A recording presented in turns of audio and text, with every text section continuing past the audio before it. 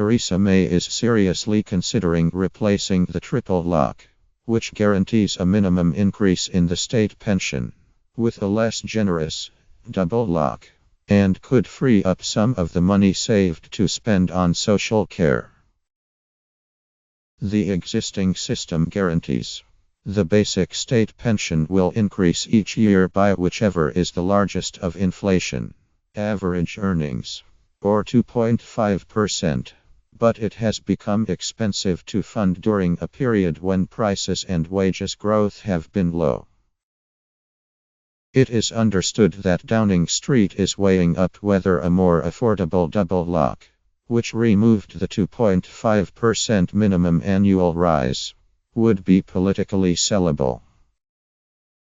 May hinted that the policy, introduced under the coalition, was under review at Prime Minister's questions. She would only say pension incomes would continue to increase under a Conservative government, in response to a direct question on the future of the triple lock from SPN's Westminster leader, Angus Robertson. Labour would leap on the abandonment of the triple lock as a raid on pensioners' finances. Andrew Gwynn, Labour's campaign's chief, said on Wednesday, at today's Prime Minister's questions, Theresa May talked about the triple lock like it's a thing of the past and, under the Conservatives, it risks being consigned to history. Labour has promised to uphold the triple lock, in a deliberate play for older voters who overwhelmingly backed the Tories in 2015, and Shadow Chancellor John McDonnell included the promise on pensioners' pledge cards, launched earlier this month. With inflation and earnings growing only slowly in recent years, the policy has seen pensioners fare better than many other groups. The IFS recently found that between April 2010 and April 2016 the value of the state pension has increased by 22.2%, compared with growth in earnings of 7.6% and growth in prices of 12.3% over the same period.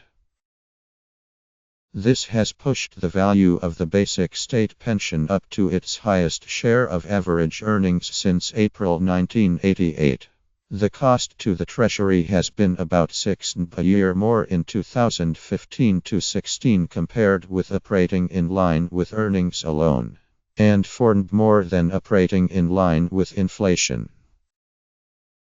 However, senior Tories argue that the policy has become increasingly unaffordable, and reform could be presented alongside a more generous system of funding social care.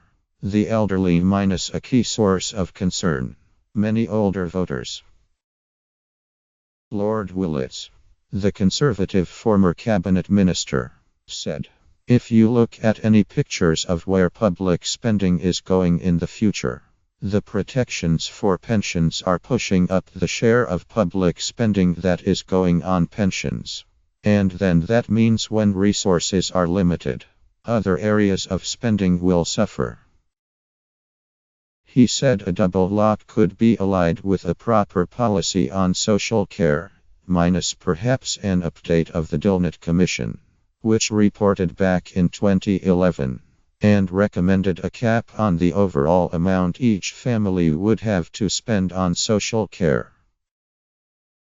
The Dillnut proposals were eventually ditched as too politically controversial by the Conservative government, but with the social care system increasingly creaking under the strain of rising demand, Willetts suggested it could be time to revisit it. Former Pensions Minister Baroness Ross-Altman also advocates a double lock. She said, "There is a strong case for reform. The triple lock has done its job.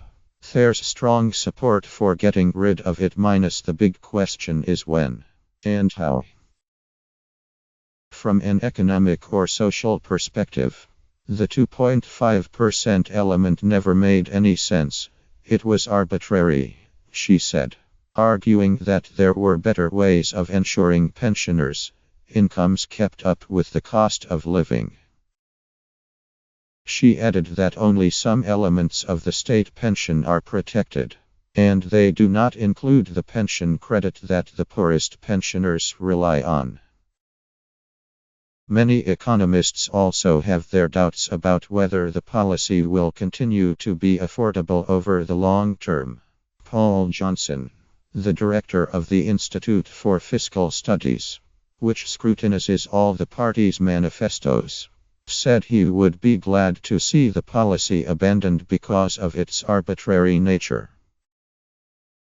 The problem with the triple lock is that it results in the pension increase being a random number, because it depends on how earnings, inflation, and 2.5% relate to one another in a given year, he said.